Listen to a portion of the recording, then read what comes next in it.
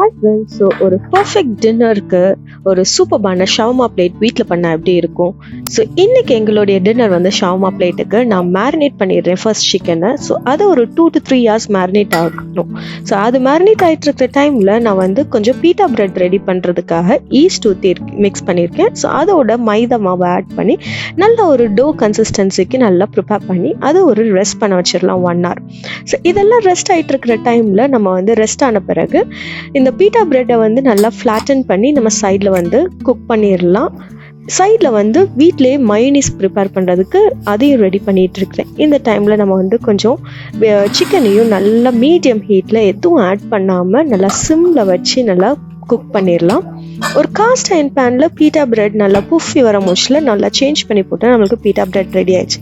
இந்த சிக்கனோட கொஞ்சம் வெங்காயம் மயோனீஸையும் ஆட் பண்ணி நல்லா மிக்ஸ் பண்ணிட்டோம்னா நம்மளுடைய ஷவர்மா பிளேட் சூப்பர் அண்ட் யம்மியாக ரெடி ஆயிடுச்சு.